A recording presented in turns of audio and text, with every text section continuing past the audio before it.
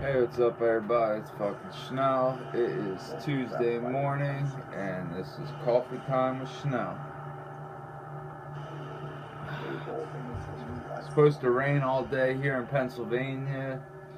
We had a little bit of thunder last night around like 1:30 in the morning, but like nothing. It's dry as shit out, so I guess it didn't rain, which is cool because my knee's feeling a little bit like better, like not 100%. Like I know some of you that actually follow like me on the internet and whatever, like you know I have been riding and like producing footage.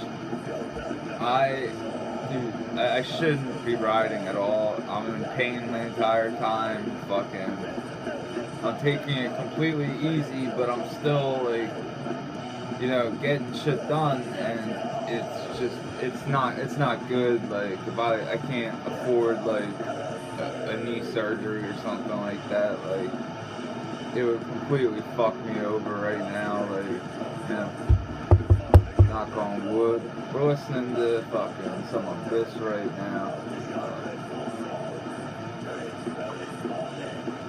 I don't really get this. Well, I get it. Like this whole like old school death metal like revival thing. Like a bunch of just different bands just sounding old school and like it's sick and all.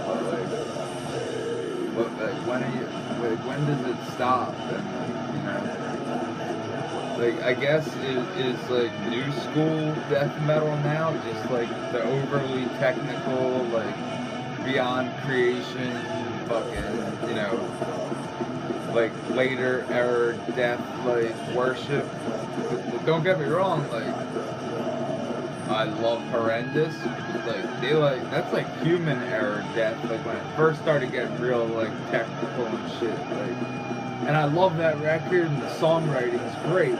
A lot of these bands, they're not very good songwriters. They're super good at their fucking instruments, but just like when it comes to songwriting, it's like come on. Like, in my opinion, Cryptopsy hasn't put out a good record like since fucking Whisper Supremacy, and I don't like the vocals on that. I like Lord Worm. Like, don't get me wrong, Once Was Not was sick, but do I go back and listen to it now that like they're not touring? Okay, when Once Was Not came out, Lord Worm was touring with them still, so yeah, I'm gonna buy the fucking record because I know they're gonna play new songs with Lord Worm, and I like Lord Worm as a vocalist. But that was in 2005. That was a long time ago. I always loved seeing Cryptopsy live too. Like I remember during the Worm communion, like at the truck, the one time Lord Worm goes to give me a worm, and I was like, nah, man, like it was funny. You got this crazy mustached English teacher like feeding people worms they buy at Walmart before the show. Because I asked him, like he was working their merch table when they played the first Unitarian. And it was really a bummer because originally it was like a sold out show. It was like Misery Index, Cattle Decapitation, fucking, it might have been like Job for a Cowboy, and Cryptopsy. So like it was a pretty good show. Like, but Cryptopsy canceled, but whatever. Still got to see Misery Index, Cattle Decapitation, but. Yeah, like Cryptopsy was doing these like weird tours because like all these bands like Despise Icon and stuff, like they would cite like Cryptopsy as like a fucking influence, and then like kids are gonna go out and check it out. Like there's no reason not to. I mean, it's good tunes. Like, there's the same thing with Necrophagus. Like Necrophagus was ridiculous live. But like it was like a machine. Like Chuck would just sit there and be like, not Chuck, fucking Muhammad, like stop. And like it was just like, because those dudes can't fuck up, because like that's their fucking thing. Is like that perfect, like, technicality, just perfection. Like with some of those, like, touring musicians, like, made Obscura, and they put out that first record. Dude, that first record is sick. And I don't really, like I said, I don't really like technical death metal like that. It's not really my fucking thing. Like, I already, like, had that phase of, like, death metal. Like, now I'm more, like, back into, like, the simplistic shit. Like, you know, the autopsy shit, like, the bolt thrower shit. Fucking, like, I dig that stuff. Like, it doesn't need to be over technical at all. Like, it always, like, kind of bummed me out. Like, I joined this other band after Skeletal Proof Tanks called Thieves and Wolves, and, like, these dudes were amazing musicians, but, like, they had 3 guitar players and 7 strings, were just ripping off Meshuggah riffs. Like, it was their fucking job. New Graf Orlock sick. Put this track on. But, yeah, it's fucking, like, super sick. Hello? Hey, fuckface, look lively.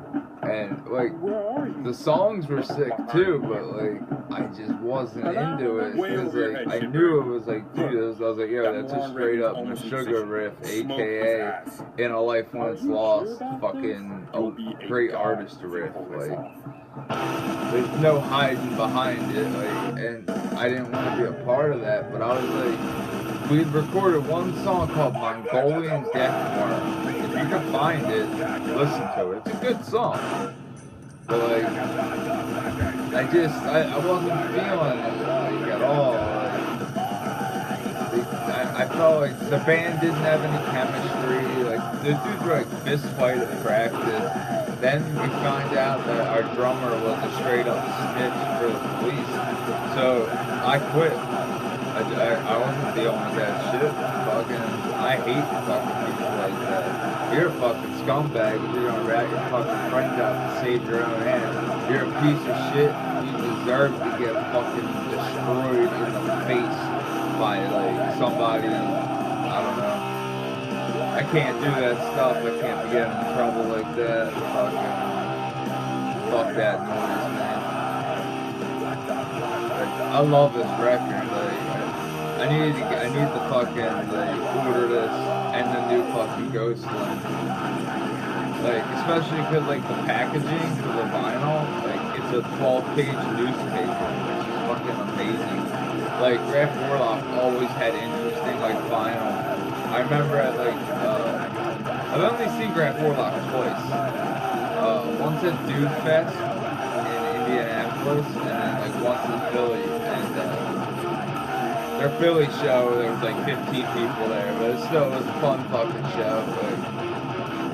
Like, we all made it seem like it was a packed show. Like, and they had just gotten their new vocalist at the time. After their other vocalist was run over by a truck, supposedly. Who the fuck knows? It was Graf Orlock. Coolest straight edge dudes, by the way. Like, you wouldn't really think it, cause, like, same thing with Weekend Nachos. Like, I didn't know John Hoffman was, like, this big straight edge dude. Like, and after they played at Dude Fest 2009, I remember Mark Evans and I had we had a joint, like, and we had some pretty good weed we got off the dudes from The Dream Is Dead. Fucking Skeletal Proof Tanks played with those dudes, so they remember. And my boy Mark, he knew them anyway, and they were smoking, and he was like, "Hey, Schnell, come here." And, like, went in the back of, like, their van. It sounds all creepy, like, yeah, went in the back of their van behind Emerson Theater in downtown Indianapolis.